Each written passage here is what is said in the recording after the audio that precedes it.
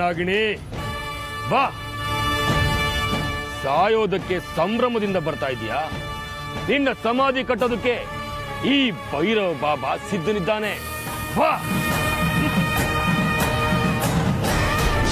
ಜೈ ಮಹಾಕಾಲ.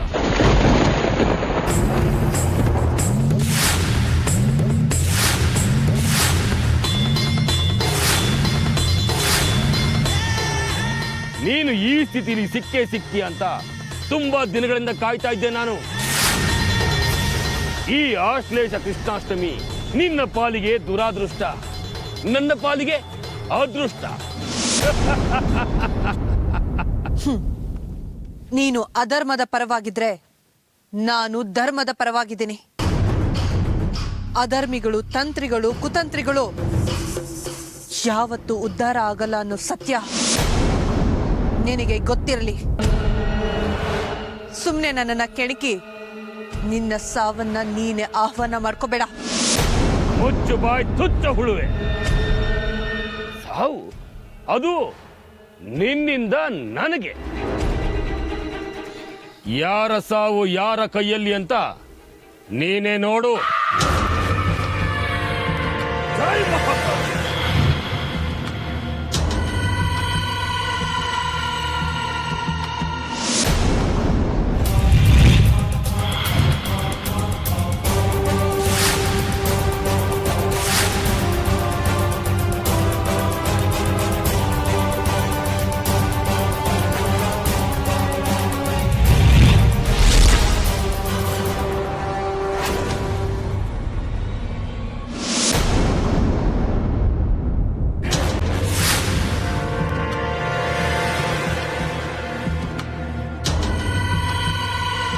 ಜೈ ಮಹಾಕಾಲ.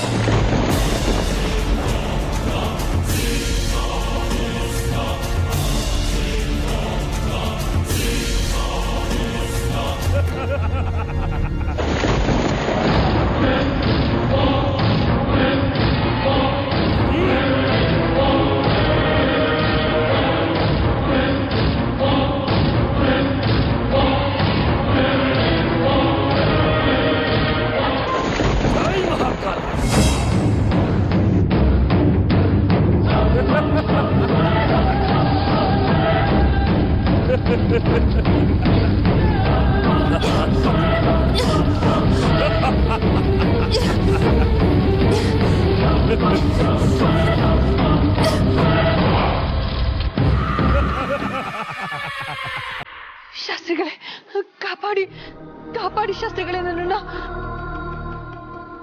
ಪರಮೇಶ್ವರ, ದಯವಿಟ್ಟು ನನ್ನನ್ನ ಕಾಪಾಡು. ಆ ಕವಡೆ ಕಾಸಿನ ಶಾಸ್ತ್ರಿ ನಿನ್ನನ್ನ ಕಾಪಾಡೋದಕ್ಕಾಗೋದಿಲ್ಲ.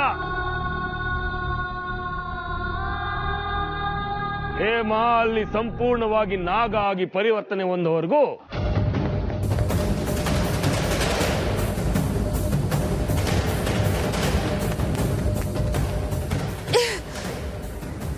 ಈ ಆಶ್ಲೇಷ ಕೃಷ್ಣಾಷ್ಟಮಿ ಮುಗಿಯುವವರೆಗೂ ನೀನು ಈ ಅತಂತ್ರ ಸ್ಥಿತಿಯಲ್ಲೇ ಇರ್ತೀಯ. ನಿನ್ನ ನಾನು ಬಿಡುಗಡೆ ಮಾಡಲ್ಲ. ಸಾಯಿ.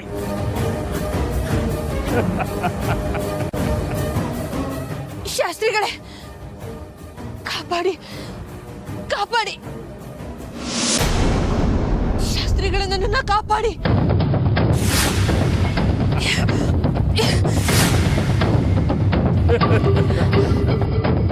ಭೈರವ, ತಪ್ಪು ಮಾಡ್ತಾ ಇದೆಯಾ ಭೈರವ? ನಿನ್ನ ಅಟ್ಟಹಾಸಕ್ಕೆ ಅಂತ್ಯ ನಾನೇ ಬರಿತೀನಿ.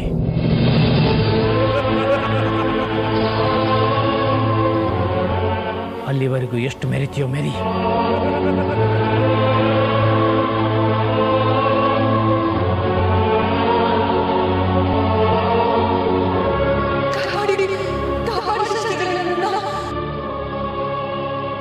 ಭಗವಂತ, ಸುಬ್ರಹ್ಮಣ್ಯ, ಅಮೃತ ಅಪಾಯದಲ್ಲಿದ್ದಾಳೆ, ಅವಳ ಕಾಪಾಡು.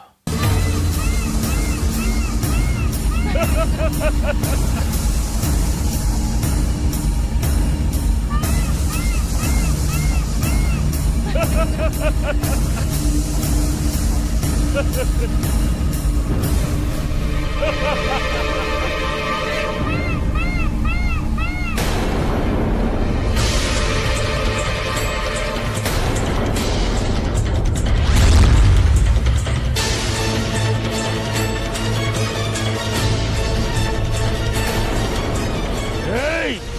ಯಾವುದಿದು ಪಕ್ಷಿ?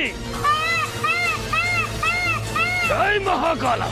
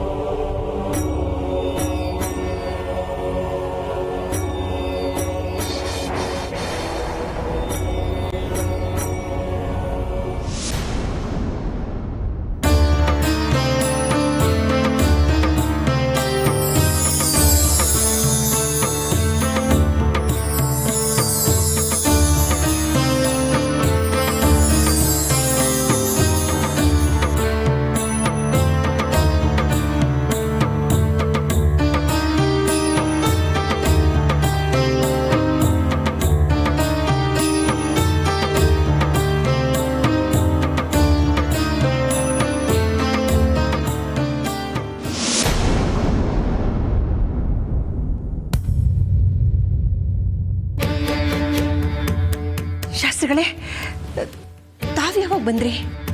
ನಾನು ಬಂದಿಲ್ಲ ತಾಯಿ, ನೀವೇ ನಮ್ಮ ಆಶ್ರಮಕ್ಕೆ ಬಂದಿದ್ದೆ.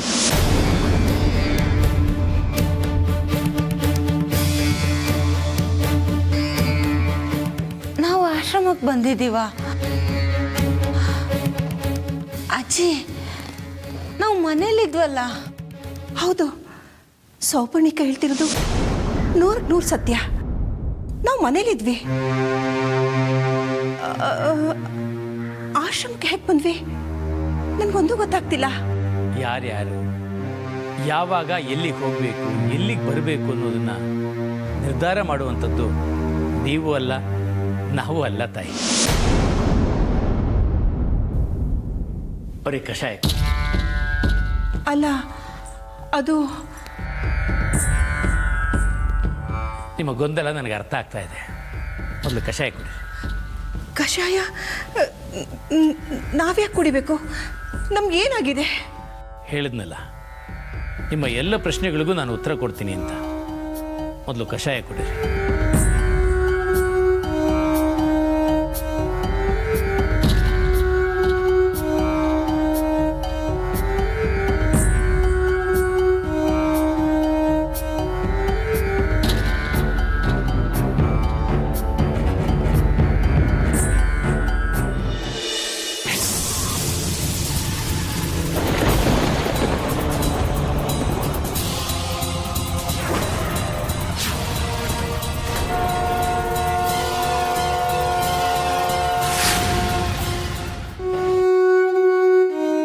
ಶಾಸ್ತ್ರಿಗಳೇ, ನಾವು ನಮ್ಮನೇಲಿದ್ವಿ. ಇದ್ದಕ್ಕಿದ್ದ ಹಾಗೆ ನಾವಿಲ್ಲಿ ಹೇಗೆ ಬಂದ್ವಿ? ನಮ್ಗೇನಾಗಿದೆ? ನೀವು ನಮ್ಮ ಆಶ್ರಮಕ್ಕೆ ಬರುವಾಗ ದಾರಿಯಲ್ಲಿ ನಾಗರ ಹಾವು ನಿಮ್ಮ ಮೇಲೆ ಪ್ರಹಾರ ಮಾಡ್ತು.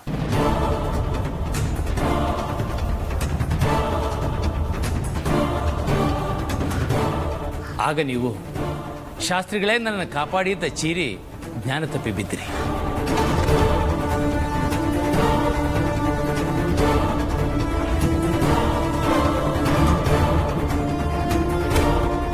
ಆಗ ನಾನು ನಮ್ಮ ಶಿಷ್ಯರ ಸಹಾಯದಿಂದ ನಿಮ್ಮನ್ನು ಆಶ್ರಮಕ್ಕೆ ಕರ್ಕೊಂಬಂದು ಚಿಕಿತ್ಸೆ ಕೊಟ್ಟೆ. ನಿಮ್ಮಿಬ್ಬರ ದೇಹದಲ್ಲಿದ್ದ ನಾಗರ ವಿಷವನ್ನು ಹೊರಗೆ ಹಾಕಿದೆ.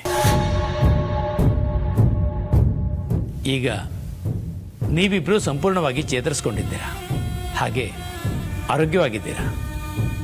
ಶಾಸ್ತ್ರಿಗಳೇ, ತಾವು ಹೇಳ್ತಾ ಇರೋದನ್ನ ಯಾಕೋ ನನ್ನ ಮನಸ್ಸು ಒಪ್ತಾ ಇಲ್ಲ. ಬೇರೆ ಏನೋ ನಡೆದಿದೆ ಅಂತ ನನ್ನ ಮನಸ್ಸು ಹೇಳ್ತಾ ಇದೆ. ತಾಯಿ, ಮನುಷ್ಯ ಯಾವತ್ತೂ ಮನಸ್ಸಿಗೆ ಗುಲಾಬನ ಆಗಬಾರ್ದು. ಮನಸ್ಸು ಅನ್ನೋದು ಮತಿಹೀನ ಮರ್ಕಟ ಇದ್ದ ಹಾಗೆ. ಅದನ್ನು ಹಿಡಿತದಲ್ಲಿ ಇಟ್ಕೊಳ್ಳೇಬೇಕು. ಆಗಲೇ ಮನುಷ್ಯ ಗುರಿ ಮುಟ್ಟೋದು, ಆನಂದದ ಉತ್ತುಂಗಕ್ಕೇರೋದು.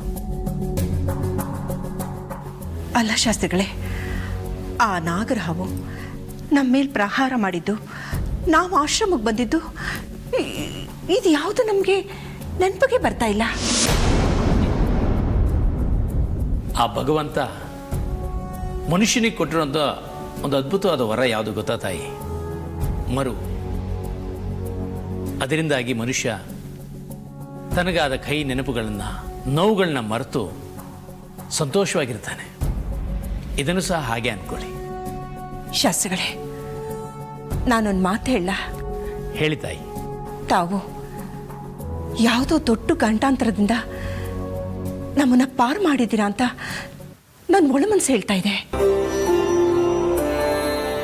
ಅದು ಸತ್ಯನಾ? ಸತ್ಯ. ಆದರೆ ಕಾಪಾಡಿದ್ದು ನಾನಲ್ಲ, ಆ ಭಗವಂತ. ನಾನು ಪಾತ್ರಧಾರಿ, ಅವನು ಎಲ್ಲರ ಕೈ ಹಿಡಿದು ನಡೆಸೋ ಸೂತ್ರಧಾರಿ. ನಿಮಗೆ ಇನ್ಯಾವ ಭಯನೂ ಇಲ್ಲ ತಾಯಿ. ನೀವು ನೆಮ್ಮದಿಯ ಮನೆಗೆ ಹೋಗ್ಬೋದು. ಶಾಸ್ತ್ರಿಗಳೇ, ನಿಮ್ಮ ಮನಸ್ಸಿನಲ್ಲಿ ಏನಿದೆ ಅನ್ನೋದು ನನಗೆ ಗೊತ್ತಾಗ್ತಾ ಇದೆ ತಾಯಿ. ನಿಮಗೆ ಏನಾಯಿತು ಅನ್ನೋದನ್ನು ತಿಳ್ಕೊಳ್ಳೋದಕ್ಕೆ ಇದಿನ್ನೂ ಪಕ್ವವಾದ ಕಾಲ ಅಲ್ಲ. ಕಾಲನ ಆಜ್ಞೆ ಇಲ್ಲದೆ ನಾನು ಯಾವ ಸತ್ಯಗಳನ್ನು ನಿಮಗೆ ಹೇಳೋದಿಲ್ಲ. ದಯವಿಟ್ಟು ನನ್ನ ಬಲವಂತ ಮಾಡಬೇಡಿ.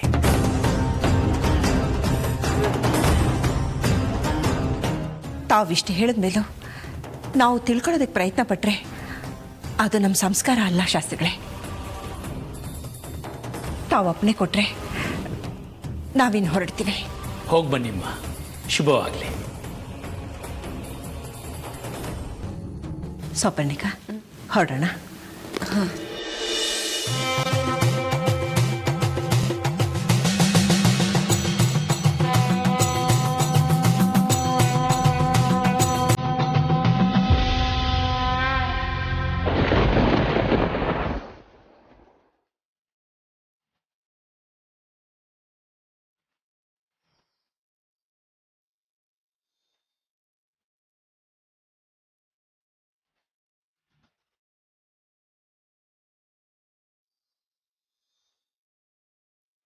ಹೇಮ, ಅಮೃತ ನಿನ್ನ ಮೇಲೆ ಪ್ರಹಾರ ಮಾಡಿದ್ದು, ನೀನು ಜ್ಞಾನ ತಪ್ಪಿ ಬಿದ್ದಿದ್ದು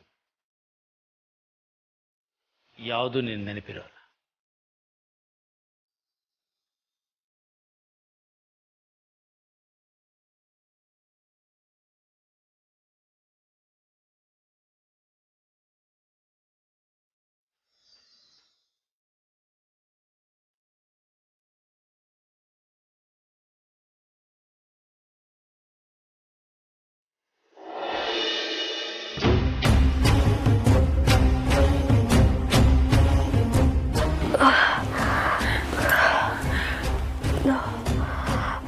ಅಮೃತ, ನನಗೇನಾಯ್ತು?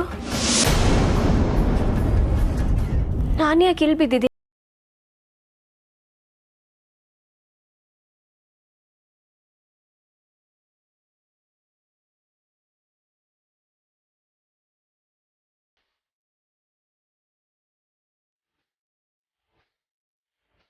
ಅದು ಏನಿಲ್ಲ ಅತ್ತೆ, ನಿಮಗೆ ಸುಸ್ತಾಗಿತ್ತು ಅಂತ ಅನ್ಸತ್ತೆ, ಅದಕ್ಕೆ ತಲೆ ತಿರುಗಿ ಬಿದ್ದಿದ್ದೀರಾ. ಏನೂ ಆಗಿಲ್ಲ ಬಿಡಿ.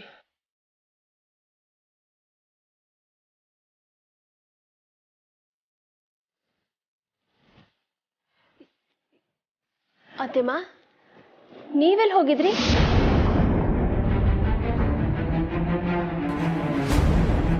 ಅದು ಹೆಮ್ಮ, ಮನಸ್ಸಿಗೆ ಯಾಕೋ ಬೇಸರ ಆಗಿತ್ತು. ಅದಕ್ಕೆ ಶಾಸ್ತ್ರಿಗಳ ಹತ್ರ ಒಂದು 4 ಹಿತವಚನದ ಮಾತು ಕೇಳೋಣ ಅಂತ ನಾವಿಬ್ಬರು ಆಶ್ರಮಕ್ಕೆ ಹೋಗಿದ್ವಿ. ನೀವು ಯಾವಾಗಲೂ ನನಗೆ ಮೋಸ ಮಾಡೋದೆ ಅತ್ತೆಮ್ಮ.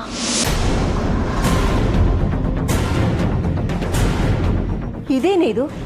ಚಿಕ್ಕ ಮಕ್ಕಳ ಥರ ನಾನು ಮೋಸ ಮಾಡಿದೆ ಅಂತ ಹೇಳ್ತಿದ್ಯಾ? ನಾನೇನು ಮೋಸ ಮಾಡಿದೆ? ನೀವು ಹೇಳಿದಿದ್ರೆ ನಾನು ನಿಮ್ಮ ಜೊತೆಗೆ ಆಶ್ರಮಕ್ಕೆ ಬರ್ತಾ ಇದ್ದೆ ತಾನೇ? ಅದು ಅರಿಬಿರಿಲಿ ಹೇಗೆ ಓದ್ವಿ ಅಂತಲೇ ಗೊತ್ತಾಗಲಿಲ್ಲ ಹೇಮಾ. ಅದು ಸರಿ, ನೀನ್ಯಾಕೆ ನೆಲದ ಮೇಲೆ ಕೂತಿದ್ಯಾ? ಏನಿಲ್ಲ ಅತ್ತೆಮ್ಮ, ಸ್ವಲ್ಪ ತಲೆ ಸುತ್ತದಾಗಾಯ್ತು, ಅದಕ್ಕೆ ಹಾಗೆ ಕೂತ್ಬಿಟ್ಟೆ. ಹಾಂ, ನಡಿ ನಡಿ, ನೀನು ಸ್ವಲ್ಪ ವಿಶ್ರಾಂತಿ ತಗೋ. ಹಾಂ ಸರಿ ಅತ್ತೆಮ್ಮ.